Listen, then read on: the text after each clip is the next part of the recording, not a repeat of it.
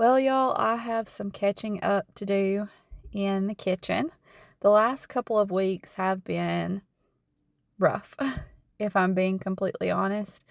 We'll talk about that here in just a minute. I didn't put a video out last week.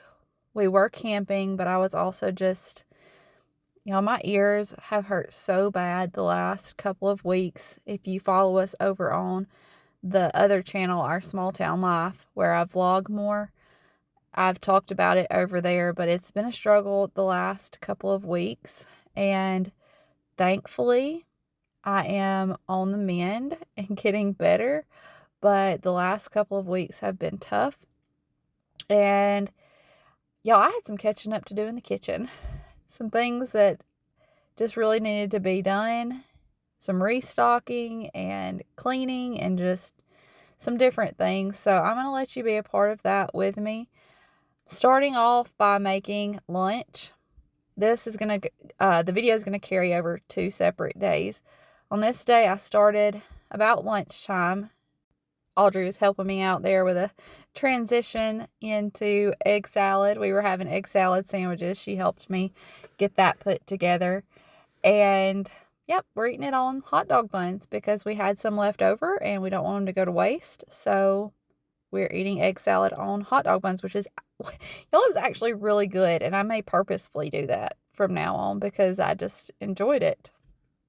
And did you notice that, yes, those farm fresh eggs peeled beautifully? The key is having eggs that are about a week or so old, have been sitting on the counter. So if you have farm fresh eggs, if you bring them in and you don't wash them, they can stay on the counter.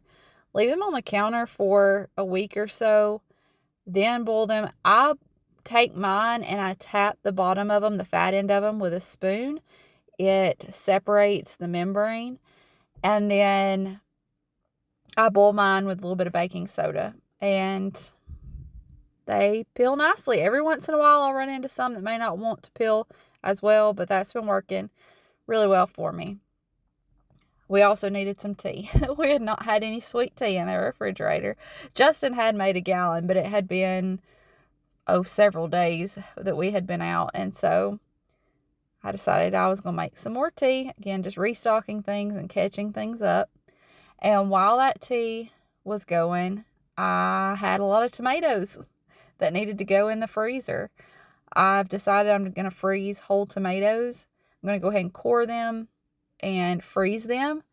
And that's a really great way to peel tomatoes. So instead of worrying about peeling all of these before I freeze them or doing something with them, I can put them in the freezer, and when they thaw, the skin will just slide right off. And I can wait until I have a bigger batch to preserve into tomato sauce, spaghetti sauce, salsa, whatever we decide to do with these. We've actually already canned a pretty good bit of salsa.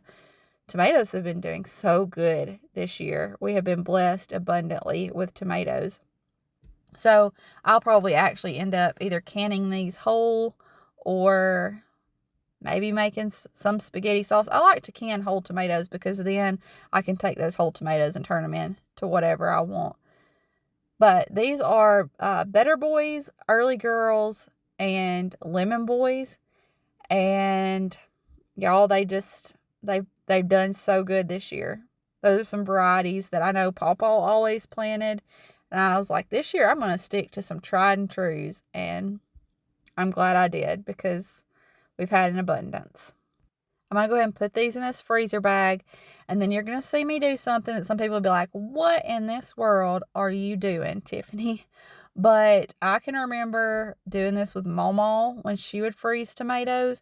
They canned a lot of tomatoes right out of the garden, but sometimes she would freeze if she needed to build up a little bit of a stock. Not often. Usually they had plenty enough that they could just take from the garden and can. But and I don't know if she told me this or maybe one of her friends had taught her this. I can't remember, but it was to take a straw and put it in a freezer bag and suck the air out of the bag. And it works. It helps keep them from getting a lot of frostbite. So that's what I'm doing. It may look a little crazy, but yeah, I'm sticking a straw in the bag and sucking the air out. And I'm going to put those in the freezer. While I'm doing that, just, I guess, a little update on what's been going on with my ears, because I know that so many of y'all have prayed for me and thought about me and checked on me, and I am so thankful for that. Those of you that watch us over on the other channel, when I had talked about my ears hurt and some of the different things I was doing, had to go to urgent care while we were on our camping trip. Y'all have been praying for me and thinking about me, and I'm so very thankful for that. Thank you so much. Prayers do work. I put on a brave face and pushed through a lot, and that's what I was trying to do with my ears, but it got to the point where I just couldn't. I've had problems with my ears on and off since I was a kid, but this tops it. When they first started bothering me about 2 weeks ago now, I started doing some of the natural things that I do that works 95% of the time, 98% of the time, and it wasn't touching it. They just kept getting worse, and it went from one ear hurting to both ears hurting. I did get stung by a wasp in my head on the same side as that first ear that started bothering me, so I don't know if that had something to do with it, but all of the natural things I was trying, they were not working out for me. And so then while we were on our camping trip, it got so bad that I went ahead and left early one morning and went to urgent care when they opened so that I could see the doctor. And they gave me some antibiotics and some ear drops that were antibiotics and steroids. And y'all, even doing that, I was starting to question whether my ears were going to get better. I know that's not logical or realistic, but when you're in that much pain and it doesn't seem to be getting better, I started thinking, they're just not ever going to get better. I'm just going to hurt forever. And I know that's not logical or realistic, but that's just, when you're in that much pain and it doesn't seem to be getting better, it's what you tend to think. And so, yeah, it was really rough. I spent a couple of days on the couch, which I don't typically do, but it was hard to function. And then, praise the Lord, I started getting better. I'm still not 100%, but I'm pretty close. And praise the Lord, because ear pain is miserable. So thank y'all for praying for me. Thank you for thinking about me. And I'm glad that I'm feeling better. But like I said, I had a lot of catching up to do, so that's what we've been doing here in this video. I'm actually on the second day now, and we had an abundance of eggs that needed to be taken care of. So I'm refilling what we keep on the counter, and then I have some that I'm going to wash and put in the refrigerator. I keep them on the counter as long as I can, and then once it starts to overflow, I go ahead and put some in the refrigerator. I've had people say, oh, I didn't know you could keep eggs on the counter, but you can. They're farm fresh eggs coming straight in from the coop, haven't been washed. They have a protective bloom layer over them, and they can stay at room temperature for a couple of weeks. So we usually bring ours in and leave them at room temperature, and once we start to get an abundance, I go ahead and wash them up and put them in the refrigerator, and they can stay in the refrigerator for a couple of months. So that's what I'm doing here, just refilling where we keep ours in the refrigerator. And like I said, I also refilled my little twirly egg stand that we keep on the counter. The chickens had actually gone through a couple of weeks where they were not laying very well, and I think it's just been because it's been so hot. But I've been doing an electrolyte drink for them here and there, giving them some extra things out of the garden. If there's tomatoes that have wormholes or squash or zucchini that's gotten too big, we've been giving that to them, giving them some leftover watermelon and just different treats and things. And we've gotten a little bit of rain. We've had some cloudier days where it's not been quite so hot. And I think that's really helped because egg production has definitely picked back up. I'm making some chocolate syrup now.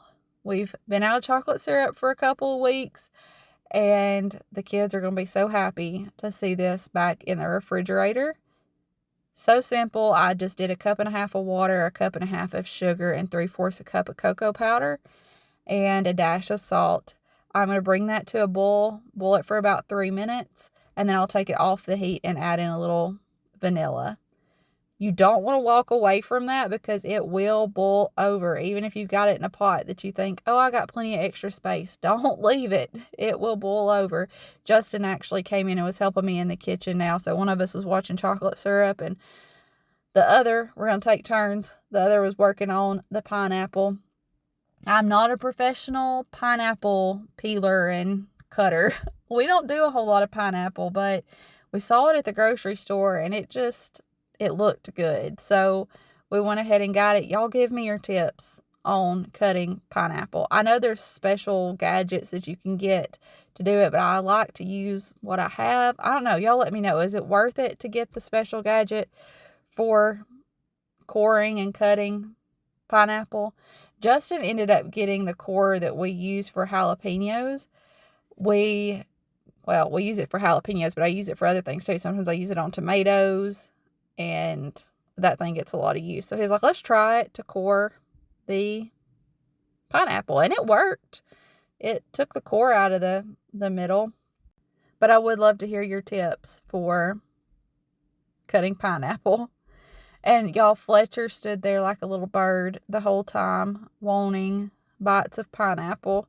You can see Justin giving him some there. He did. He just stood there asking for more and more. He loved the pineapple. So maybe I need to get it more often. We've just had a lot of watermelon in the garden right now and different things, but I guess I need to add pineapple to the list because he really enjoyed it. And I'm also going to go ahead and pour up the chocolate syrup. I'm just reusing an old syrup bottle that we had. And I had more tomatoes that needed to go in the freezer. I'm telling y'all, we've been blessed with the tomatoes. So I had more. I'm not going to show the whole process like I did before. You've already seen me putting some tomatoes in the freezer, but thought I would show you that I had more. I did 2 bags that first day, and then I've got about 1.5 bags right here that I'm putting up, and I still had some that were not quite ready yet, and as soon as those are ready, I'll put those in with that 1/2 bag and go ahead and fill it up. And we'll just keep putting them in the freezer until we've got a bunch that we can can up. I do like to can them so that they're not taking up a bunch of freezer space, but I also like to save them up till I can do a whole bunch at one time.